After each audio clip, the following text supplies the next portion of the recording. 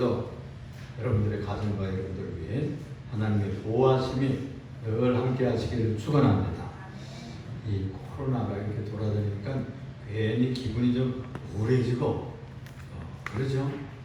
친구들도 마음대로 만날 수가 없고 식당에도 마음대로 못 가고 친족들도 만나서 뭐 이렇게 하기가 참 힘든 그런 시절이 됐습니다. 그래서 다들 그런 얘기를 하더라고요. 이 코로나가 오기 전하고 온 후로는 세상이 달라질 것이다. 이제 앞으로도 이런 병들이 자꾸 나타난다는 거죠.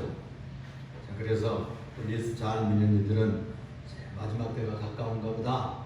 이제 주님 오실 날이 이제 문 밖에 이르셨나 보다. 그런 말씀을 자주 경고로 전하더라고요. 주님께서 이 아버지 하나님의 뜻을 수행하는데 자기 온 생을 쏟아바쳤죠. 우리가 지금 공부하는 이 주기도문에서 아버지의 뜻이 하늘에서 이루어진 것 같이 땅에서도 이루어지이다. 이렇게 기도하라고 우리에게 가르쳤지 않습니까? 그래서 저지난번에도 한번 생각했고 한 번 더 이 부분을 생각을 하려고 합니다. 또 마태복음 6장에도 볼 것 같으면 먼저 너희가 그의 나라와 그의 의를 구하라. 그리하면 이 모든 것을 너희에게 더하시리라. 우리가 나라에 대해서는 먼저 시간 생각했습니다. 그 의에 대해서 그 의를 구하라. 그 의라는 말이 오늘 주기도문에서 가르치는 아버지의 뜻하고 똑같아요. 아버지의 뜻. 하나님이 원하시는 진리와 뜻이 이 땅에서 실현되기를 기도하라는 것이죠. 그래서 오늘도 아버지의 뜻이 이루어지게 되기를 또 한번 생각하려고 합니다. 먼저 생각할 것은 우리 인생은요, 어떤 진리 위에, 어떤 원칙 위에 인생을 세워가느냐, 거기에 따라서 성패가 결정됩니다. 오늘 본문에 보면은 겉으로는 뭐 열심히 하나님의 뜻을 따라서 종노릇을 했다고, 사역자들이 되었다고 이렇게 열심히 일하는 사람들이 예수님께 항의하고 변명하고 설명하는 얘기들이 나옵니다. 본문 말씀 21절에 보니까 나더러 주여 주여 하는 자마다 다 천국에 들어갈 것이 아니요. 이러면 이 말씀 들을 때마다 가슴이 철렁철렁 하다는 말이에요. 우리가 이렇게 기도할 때마다 주여 이렇게 기도하잖아요. 근데 이건 나는 평생 동안 주여 부르고 주님의 뜻을 따라 산다고 노력하고 버둥거리고, 저 같은 경우에는 목사한다고 나는 건축 공부해가지고 이렇게 돈 벌려고 하는 사람이에요. 그래가지고 장로나 좀 하면 하고 이런 생각을 하던 사람인데 이게 방해를 받기대로 하나님께서 붙잡아서 이렇게 됐다는 말씀입니다.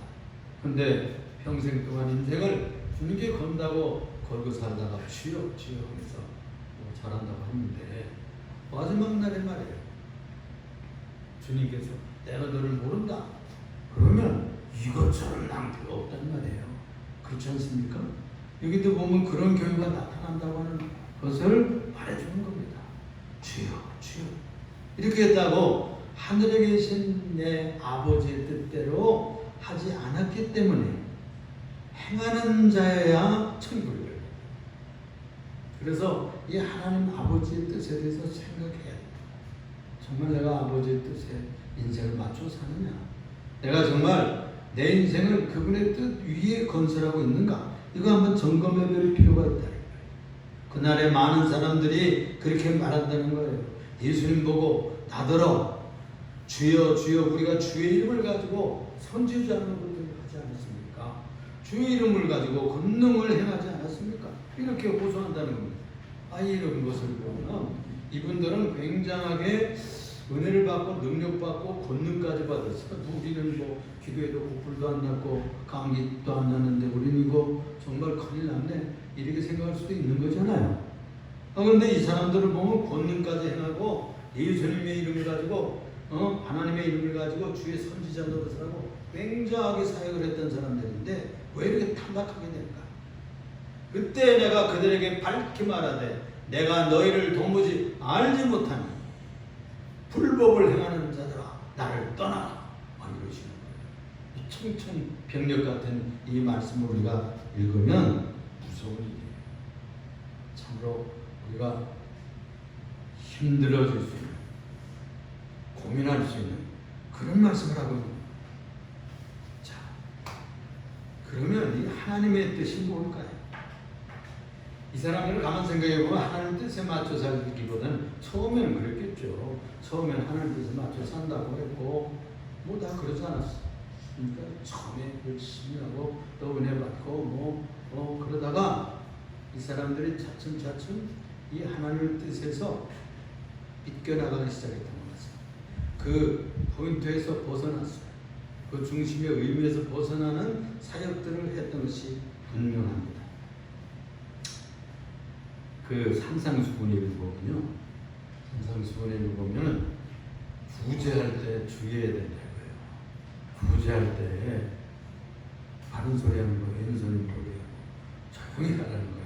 근데 아마 유대인들은 구제를 하긴 했는데 나 팔을 냈다는 거예요. 그래서 구제한다고 막 붙이고 굉장하게 했어요. 그러니까 뭐 선한 일을 한다. 이렇게 해서 다 박수치고 참 착하다, 좋은 일을 했다. 그런데 그것으로 땡이라는 거야. 그 사람들은 그걸로 상급 다 받았다는 거죠. 그걸로 사람들 앞에 자랑, 하나님의 생명력에 또는 공로의 책에 행위록에 참 선행했다 이렇게 기록이 돼야 되는데 그걸 뭐 상급 다 끝났으니까 이제 그런 얘기도 주님께서 말씀하시고 금식할 때 추리해야지 말아. 세수하고 기름을 바르고 화장품 바르고 깨끗하게 금식 안 하는 것처럼 다만 하나님 아버지 앞에서 하나님 아버지 앞에서 보이도록 그렇게 하라. 그러니까 사람 앞에서 이렇게 종교적인 행위, 또 위선적인 행위, 외식적인 이런 걸 예수님이 제일 싫어했어요. 그러니까 하나님 아버지의 뜻에 맞춰 살지 않고 자기의 영광과 사람의 명예, 자랑, 종교 생활 자체에 그 목적을 둔 거예요. 하나님의 뜻을 실천하고 주님의 뜻에 맞춰 살려고 하는 그런 겸손하고 겸비하고 조용한 삶을 살지 아니했다는 것이 초점에서 빗겨나가는 이유가 되는 것입니다. 신앙생활이 위험성이 있어요. 열심히 할 때 위험성이 있습니다. 오히려 잘한다고 할 때 오히려 빗겨나갈 수가 있어요. 우리가 2000년 기독교 사회에서 또 캐톨릭 사회에서 보면요, 나쁜 짓 많이 있습니다. 사람들 마녀 사냥을 하고요. 또 프로테스탄트가 일어났을 때 바들로메 성유를 캐톨릭 신자들이 그냥 그 불란서 신교 신자들 수천 명을 죽였어요. 이런 아주 비극적인 일들이 막 일어나거든요. 이게 하나님께서 원하시는 일들이 아닌데 하나님의 뜻이 아닌 그런 엉뚱한 일들을 한 것입니다. 오늘 본문 말씀 24절, 27절을 보면 그 인생의 기초는 반석 위에 둬야 된다. 우리가 너무나 잘 아는 말씀이잖아요. 그 기초는 뭐냐? 하나님의 뜻이라는 거예요. 하나님의 뜻을 예수님의 말씀으로 표현을 했어요. 예수님의 계명들로 말씀했어요. 내가 너에게 새 계명을 주르니 너희가 서로 사랑하라. 내가 너희를 사랑해 주었지 않느냐. 내가 너희를 사랑한 것처럼 너희도 그렇게 할 수 없겠어? 그렇게 말씀하시는 것이죠. 또 수건을 두르시고 마지막 잡혀를 가던 그 저녁에 베드로로부터 모든 제자들의 발을 씻으면서 모범을 보였잖아요. 너무나 송구스러우니까 베드로가 자기 차례가 됐을 때 내 발은 절대 주님 씻길 수 없습니다. 그래서 내가 내 발을 씻지 아니하면 너와 나와 상관이 없다. 이렇게 하니까 베드로가 했던 특별한 사람이에요. 그 사람이. 무슨 말씀이에요? 그렇다면 발만 아니라 내 온몸도 씻어주세요. 머리까지 손까지 다 씻어주세요. 그러니까 예수님 말씀이 온몸을 씻은 자는 발만 씻으면 되는 거야. 그래서 우리가 신앙생활에서 100% 잘할 수는 없죠. 그래서 우리가 한 번씩 목욕하듯 회개해야 됩니다. 그리고 매일매일 아침 저녁 발 씻고 손 씻고 우리가 세수하듯이 샤워하듯이 우리도 회개해야 돼요. 그래서 우리들의 정갈하고 성결한 삶과 인격과 양심을 유지할 수 있기를 바랍니다. 그것은 목사로부터 모든 집사로부터 우리 성도 어린이들까지 마찬가지예요.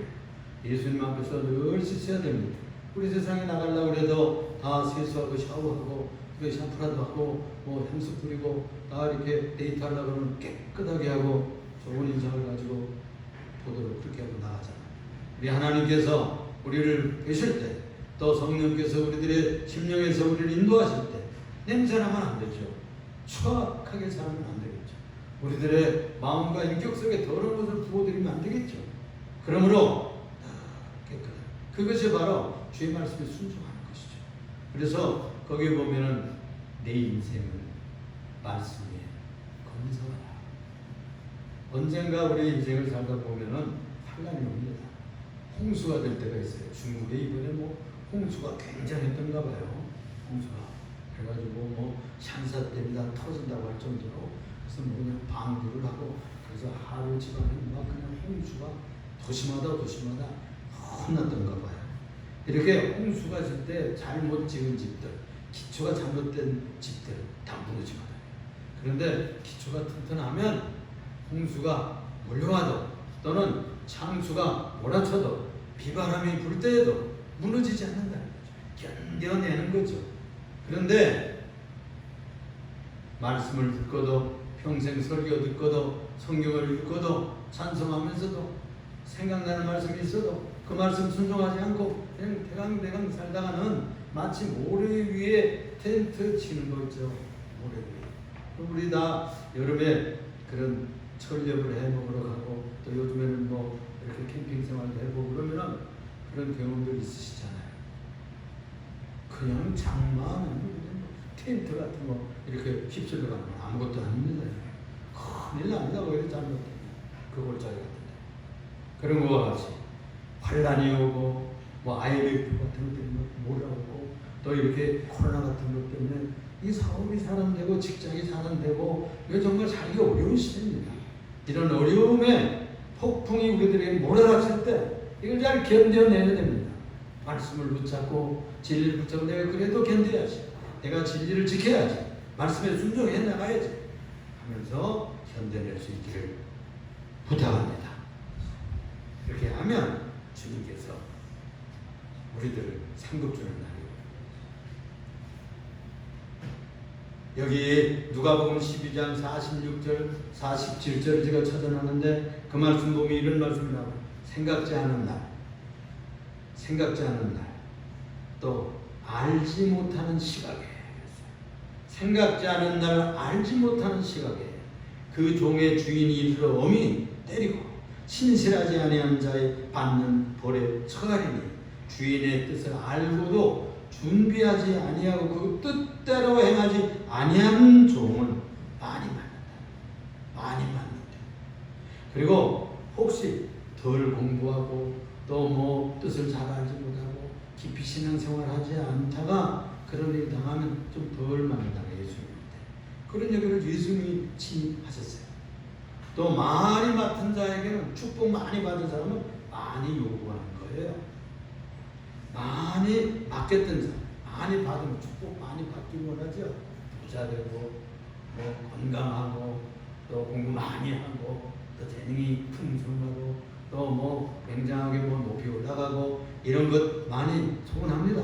그러나 많이 받을수록 하나님께서는 우리에게 요구하는 것이 많습니다. 책임을 주었기 때문에 복을 내렸기 때문에 이 세상에서 거저 주신 것이 아니었어요. 그렇게 주신 것을 잘 예쁜 활용하고 잘 선용해서 주님 앞에 나아가야 됩니다. 그러므로 주인이신 그분이 오실 때 잘했다 칭찬받는 여러분 되시기를 주님 이름으로 축원합니다. 만일 그분의 뜻을 분별하고 간파하는 것이 얼마나 중요하다는 것을 여기서 알 수가 있는데요. 어떻게 주인의 뜻을 분별하겠습니까? 그 뜻을 알지 못하면 이루어드릴 수가 없는 것이죠. 주님의 뜻은 뻔히 알고도 경성하지 않는 사람들에게 혼나고 아주 회초리를 맞고 이런다는 얘기를 여기 하고 있어요. 그래서 이 유대교 신자들은 야고보서 4장 15절에 야고보 선생이 쓴 편지인데, 너희가 도리어 말하기를 주의 뜻이면 우리가 살기도 하고 죽기도 하고 이것이나 저것이나 하리라 할 것이야.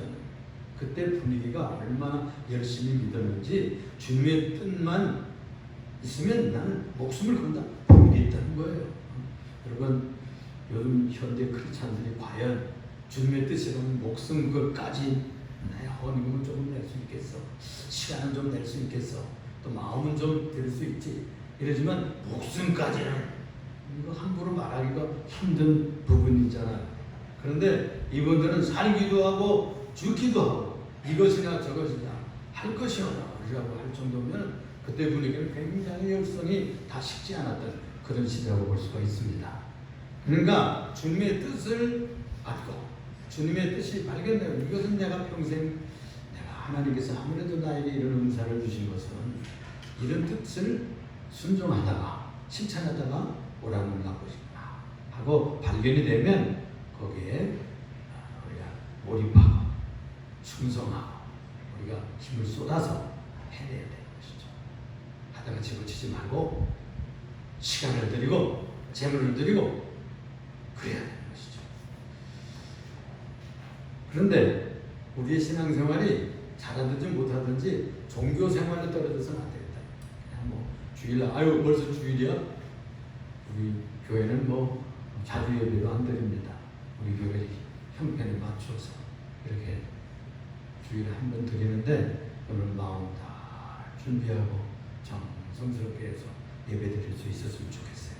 한 번이라도 우리가 정성스럽게, 너무 지금 교회 운영상 유익하고 뭐 이런 표현을 써서 좀 죄송하지만 또 뭐 교회 헌금도 거두고 또 인재도 뭐 양성해야 되고 여러 가지 이런 프로그램이 많잖아요. 그걸 돌리려면 얼마나 그 직원들을 많이 들어서 그걸 운영을 해야 됩니까? 굉장히 수고스러운 겁니다. 그거. 저도 한 뭐 1,500명 때 이런 교회도 해봤는데 그거 참 수고스러운 거예요. 근데 우리가 진정 주님 앞에 한 번이라도 주일에 정성스럽게 예배드릴 수 있는, 또 주간에 우리 직장 생활에서 진실한 생활했으면 좋겠어요. 집사로서, 권사로서, 성도로서 다른 사람들이 보기에 손가락질 받지 않으면 좋겠고요. 주님께서 천사가 늘 여러분들의 삶을 기록한다잖아요. 그래서 매일매일 보고한대요. 그러니까 우리가 얼마나 경성하고 살아야 되지 않겠습니까? 목사도 그러고요, 일반 성도도 그러고 어린이들까지도 어떻게 자라고 성장하는가에 따라서 이 천사들이 매일 아버지 하나님의 얼굴을 배우는, 이게 예수님 말씀이에요. 예수님께서 천사 하나씩을 다 성도들에게 붙여가지고 이렇게 같이 동행하고 이렇게 보고하고 매일 우리의 삶을 보살핀다는 것입니다.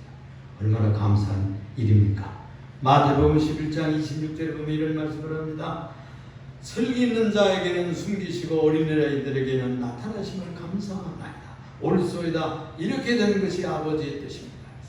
당시에 똑똑하고 슬기 있다 하던 사람들이 뭐 서기관들, 바리새인들, 교권자들, 사내들인 공회 의원들, 이런 사람들 있지 않겠습니까? 그런 사람이 똑똑하다고 했어요. 그런데 예수님께서 말씀하시기를 그들을 향해서 저희들이 본다고 하니까 차라리 맹인으로 있었으면 낫는데 본다고 하니 이제는 영적인 소경이다. 그런 말씀을 하신 적이 있거든요. 그러니까 우리가 주님 앞에는 순전하게, 순박하게, 어린이처럼 아빠를 부르듯이 아빠의 뜻을, 아빠의 소원에 나의 소원을, 나의 삶의 방향을 맞춰서 살려고 하는 정성스러운 삶이 있기를 바랍니다. 그렇게 한 사람이기 때문에 그렇게 최고 수준의 유태교로 아주 품격 있게 발전했던 그 유태교가 주님 앞에서는 아주 그냥 헌식자처럼 버림받았어요. 주님이 인정하지 않았어요. 아주 그들을 보고 분노를 많이 했어요. 그리고 축복을 좋아하시는 주님께서 얼마나 저주하시는지 몰라요. 화 있을진저 바리새인들이요, 화 있을진저 서기관들이요, 이렇게 자주자주 축복하시는 하시질 않았어요. 복음서에 보면은 우리가 두 번째 생각할 것은 예수님은 아버지의 뜻에 따라서 자기 온 생을 쏟았어요. 거기에 온 생의 목적인 양 살았어요. 이사야서 46장 10절에 보면 이런 말씀이 있거든요. 내가 시초부터 종말을 알리며 아직 이루지 아니한 일을 옛적부터 보이고 이르기를 나의 뜻이 설 것이니 나의 뜻이 설 것이니 내가 나의 기뻐하는 것을 이루리라.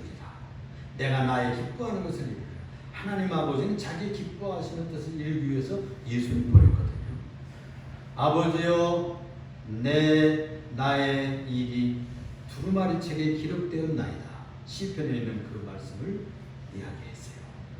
그러니까 그 두루마리 책 바로 성경 말씀에 기록되어 있는 것이 하나님 아버지 뜻이거든요. 그걸 실천하기 위해서 오셨어요. 요한복음 6장 38절에 읽어보니까 내가 하늘에서 내려온 것은 내 뜻을 행하려 함이 아니요. 아니 인생 살아나가려고 그러면 자기의 뜻을 이루고 자기의 욕망과 소망을 성취하기 위해서 오는 것이잖아요. 그런데 예수님은 그렇게 생각하지 않고 나를 보내신 이의 뜻을 행하려 합니다. 자기를 보내신 이의 뜻을 행하려 함이니라. 이 목적이 다르죠. 요한복음 7장 17절에도 사람이 하나님의 뜻을 행하려 하면 알게 된다. 알게 된다. 무엇을 알게 되느냐 하면 내가 아버지 하나님께로부터 온 줄을 알게 된다. 그 뜻을 행하려고 와서 말씀하고 이야기하는 이 모든 진리를 깨닫게 될 것이다. 그 교훈을 깨닫게 될 것이다. 이 교훈이 하나님께로부터 왔는지를 내가 또는 스스로 말하면 분별할 수 있게 될 것이다. 그렇게 말씀을 하고 있습니다. 우리 성도들은 성부 하나님의 거룩한 뜻을 나타낸 이 주님의 교훈, 주의 말씀, 산상수훈에서부터 그 복음서를 많이 읽으세요. 복음서를 많이 읽었으면 좋겠어요. 구약은 뭐 너무 기니까 그럼 구약도 읽으면 더 좋습니다. 더 깊은 뜻이 있어요. 근데 신약이라도 매일 한 장이라도 읽으세요. 우리 주원사님이 이렇게 쓰신다고 했습니다. 3번 했었다는 얘기죠. 나는 이제 써보려고 해가지고 요즘에 한 장씩 내가 씁니다. 쓰니까 역시 말씀이 기록을 해보고 노트에다 베껴보니까 아주 더 낱낱이 어휘들이 말씀의 뜻이 가슴에 매기고 또 감동이 되고 뜻이 간파되고 분별이 돼요. 여러분 한번 그렇게 해보세요. 뭐 많이 안 써도 좋아요. 한 장, 반 장도 좋고 시간이 있는데 정해놓고 장소에서 아침 일찍 일어나서 저녁 자기 전에 텔레비전에 그냥 잠깐 앉았으면 1시간이 훌쩍 지나잖아요. 너 프로그램 한 번 보면 훌쩍 지나가버려요. 팬텀 3 뭐 그런 거 보면 그냥 훌쩍 지나가요.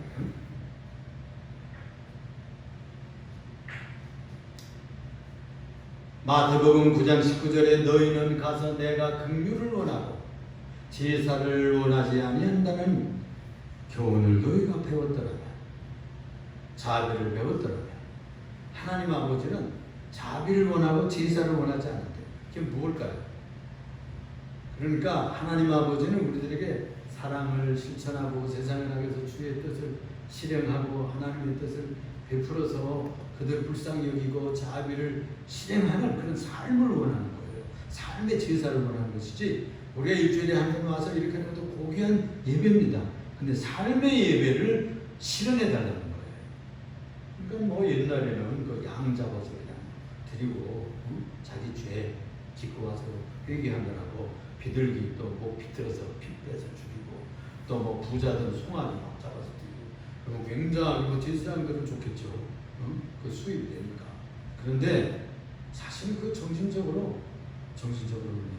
또 영적으로 인격적으로 얼마나 변화받았느냐 하나님 뜻을 땅 위에 실현하고 살겠느냐 하는 결단이 그 예배에서 일어나야 되거든요. 그래서 그런 말씀을 하신 것으로 해석할 수가 있는 것입니다.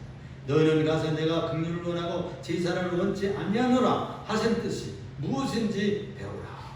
나는 의인을 부르러 온 것이 아니라 죄인을 부르러 왔노라. 그러니까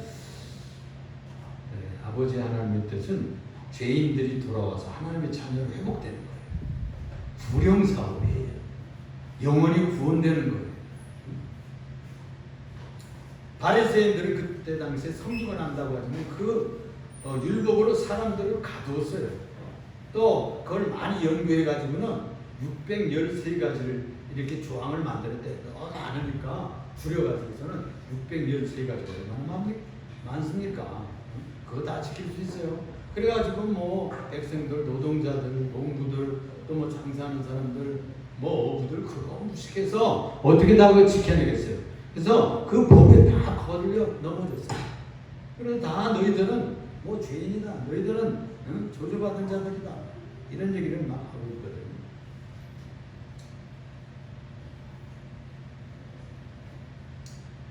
이런 말씀도 하셨어요. 너희가 전도 열심히 해가지고 저 바다 끝에 가서 교회나 나보면 너희보다 배나 지옥자 신분을 만드는구나. 그렇게 얘기해요. 그러니까 이게 법조문으로 인간을 분별하고 이렇게 하면 사람이 사람 노릇을 못합니다. 법으로 올라가지고는 사람을 죽입니다. 그죠? 여러분들 친구나 이웃에 대해서 다 법으로 하면 원칙으로 들여다보세요. 그 걸려 넘어지지 않을 사람은 없어요. 교통교육 여러분들 100% 지키세요? 나는 100% 못 지키겠더라고. 법을 100% 못 지키겠더라고. 법을 100% 지켜서 완전한 사람이 된다, 구원받는다? 그건 불가능해요. 우리 인간의 노력으로 어떤 하나님이 원하시는 원칙을 그걸 뚫고 극복해 나간다는 것은 어려워요. 하나님은 우리에게 자비를 원하는 것이죠. 무너진 한 인간이 주님 앞에 구원받는 그 영혼이 주 앞으로 돌아오는 모습을 원하는 것이죠. 그래서 예수님은 평생 그거 사오기 위해서 살아가셨어요. 십자가 지고 가셔서 그래서 피 흘리시고 보혈을 쏟으시고 그 인생을 다 산산이 다 찢었어요. 짐을 주셨어요. 누구에서? 한 사람이라도 더 구원하기 위해서. 한 영혼이라도 주 앞으로 돌아오기 위해서. 100마리 중에 한 사람만 한 영혼이라도 잃으면 그거 어린 양 찾듯이 찾아나가는 목자 얘기를 했잖아. 10드라크마 얘기 중에서도 그 한 드라크마를 잃었는데 한 개를 찾아야 시집을 가는 거야. 이 처녀가 부대 풍속에서는. 그러니까 그걸 찾도록 찾고 쓸고 찾고 뭐 구석구석 찾아내서 너무나 좋아가지고 친구들을 불러가지고 기뻐하잖아요. 내가 이걸 찾았다고 10개를 맞췄다고. 그러면 시집갈 자격이 된다는 거예요. 그렇습니다. 우리 신부들은 무엇이 자격이겠습니까?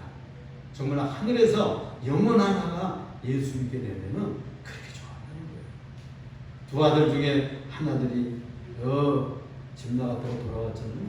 그러니까 묻지 않았어요. 죄는 묻지 않았어요. 다 행적했어요. 그런 것처럼 주님께서 그 일을 위해서 온 생을 쏟았던 것입니다. 우리는 어떻게 살아야 될까요? 제가 두 구절만 말씀드릴게요. 한 구절은 선하시고 기뻐하시고 온전한 뜻이 무엇인지 분별하도록 하라. 또 에베소서에 볼 것 같으면은 오직 주의 뜻이 무엇인지 이해하도록 하라. 그러니까 이 주의 뜻이 무엇인지를 분별하고 이해하는 것은 굉장히 중요하다는 것을 그래서 바울사도가 깨달았어요. 그래가지고 우리 성도들한테 주의 뜻이 무엇인지 분별력을 갖춰야 된다. 기도 많이 해야 돼요. 기도하면 주의 뜻이 무엇인지 여러분 생각나요. 느껴져요. 분별이 와요. 기도하세요. 여러분들이 그렇게 할까 모를 때 기도하세요. 그러면 분별력이 와서 느껴져요. 감이 온다니까? 강파력이 와요. 분별력이 오게 됩니다. 캠브리지 대학에 그레이스 교수라는 분이 있었대요. 그런데 이분이 이런 얘기를 했어요. 하늘을 바라보는 자, 하늘을 땅을 얻으리라. 하늘을 바라본다는 게 뭘까요? 주님의 뜻을 분별하고. 또 우리가 그 성공하기 위해서 늘상 얘기하는 나폴레옹 힐이라는 사람 있잖아요. 이 사람은 성공의 비결은 하늘의 능력을 얻는 것인데 하늘의 능력을 얻는 비결은 기도하는 것이다. 하늘의 능력을 얻는 비결은 기도하는 것이다. 그러니까 하나님의 뜻을 분별하는 기도를 많이 하세요. 묵상 많이 해요. 생각을 많이 해요. 크리스찬들은 생각하는 존재예요. 생각하는 사람입니다. 또 한 가지는 성경을 읽어야 돼요. 성경에 주님의 뜻이 분명하게 나타났어요. 거기에 영혼 구령이 아주 그냥 집중되어 있어요. 그러니까 돈을 벌든지 출세를 하든지 무엇을 하든지 결과적으로는 한 사람이라도 유의롭고 성공하고 그들이 주님 앞으로 돌아오고 그런 일에 봉사하세요. 그런 일에 투자하고 그런 일에 헌신하면 반드시 성공합니다. 하나님 그 사람 쓰십니다. 반드시 유명한 존재가 될 거예요. 이 시대와 역사 속에 유형의 하나님의 사람이 될 줄로 믿습니다. 그리고 또 한 가지 내가 얘기할 것은 뭐냐면은 우리들의 인품과 인격을 유지하는데 필요한 말씀 한 가지예요. 데살로니가 전서 5장 16절, 17절, 18절에 보면 무슨 말씀이세요? 항상 기뻐하라 했잖아요. 항상 기뻐하라. 쉬지 말고 기도하라. 범사에 감사하라. 이는 그리스도 예수 안에서 너희를 향하신 하나님의 뜻이니라 그랬어요. 하나님 뜻이라면 이거 생각해 볼 일이란 말이에요. 이것은 항상 기쁘게 살아요. 항상 기쁘게 살기 힘들잖아요. 또 쉬지 말고 기도해야 되는데 쉬지 말고 기도하라. 우리 사업해야 되는데 뭐 해야 되는데 뭐 해야 되는데 공부해야 되는데 고객 만나야 되는데 뭐 바쁜데 언제 쉬지 말고 기도해. 눈 뜨고 마음으로 기도하고 이런 일을 해나가라는 거예요. 또 마지막으로 보면 범사에 감사하라. 근데 그거 잘 지키기 힘들어요. 근데 그걸 거꾸로 저는 생각을 해요. 이걸 어떻게 하면 좋을까? 생각을 하고 묵상하면서 생각하는 제 나름대로의 비결은 먼저 범사에 감사하는 일을 찾아야 돼요. 쉬지 말고 기도하는 비결이 범사에 감사하는 일을 자꾸 찾으면 기도하게 돼요. 하나님 코로나 걸리지 않아서 감사합니다. 쉬쉬하고 그런 거 좀 굉장히 중요하잖아요. 또 지금이라도 뭐 많이 벌리지는 않지만 직장 있는 거 감사합니다. 먹고 살 수 있게 하시니까 이 가게 주신 거 감사합니다. 우리 자녀들이 잘 자라는 거 감사합니다. 이런 일반적인 일, 범사, 에브리싱 모든 일에 대해서 다 감사를 붙여요. 그게 자연의 기도가 되는 거예요. 감사를 자꾸 발견하면 그 사람은 쉬지 않은 기도뿐이 되는 것이죠. 그 다음에 쉬지 않고 기도하다 보면 슬픔이 들어올 수가 없어요. 원망이 들어올 수가 없다고. 불평이 끼어들 수가 없는 거예요. 기쁨이 오게 되는 것이고 하늘의 신령한 기쁨이 샘솟습니다. 쉬지 말고 기도해 보세요. 실천해 보세요. 그냥 지나가는 얘기 듣지 말고 여러분들의 인격과 인품을 그렇게 다스리다. 뭐 매일 그럴 수가 없지만 잊어버릴 때도 있어요. 그런데 그것을 자꾸 하면 습관화된다는 거죠. 습관화, 습성화합시다. 그래서 이 개인이 어떻게 쉬지 않고 기도하느냐, 어떻게 우리가 항상 기뻐하고 사느냐. 그리고 이 말씀에서 범사에 감사하기 시작하면 이 일의 문이 열립니다. 그래서 이 항상 기뻐하라, 쉬지 말고 기도하라, 범사에 감사하라. 이 세 가지는 서로 맞물려 있는 고리예요. 그리고 신령한 생활을 하는데 비밀이에요. 범사에 감사합시다. 다 같이 한번 해보세요. 범사에 감사하라. 쉬지 말고 기도하라. 항상 기뻐하라. 거꾸로 한번 그런 식으로 해보면 여러분들의 인격과 신앙생활이 잘 될 줄 믿습니다. 기도하겠습니다. 사랑이 많으시고 은혜가 풍성하신 주님, 정말로 어려운 시대를 우리가 살고 있습니다. 항상 기뻐하는 삶을 회복하게 하여 주시옵소서. 항상 기도하고 쉬지 말고 기도하는 삶을 누리도록 축복해 주시옵소서. 범사에 감사할 수 있는 신령한 눈이 열리게 하여 주시옵시고 마음으로, 감정으로, 또 이성으로, 의지로 느낄 수 있도록 역사하여 주시고 분별하게 하여 주옵소서. 이 어려운 시대에 하나님 뜻을 분별하고 먼저 그의 나라와 의를 구하라 하셨사오니 이 아버지의 뜻을 땅에 실현하는데 온 초점을 맞추면 주님께서도 우리에게 좋은 것을 성취해 주실 줄로 믿습니다. 예수님 이름으로 기도드립니다.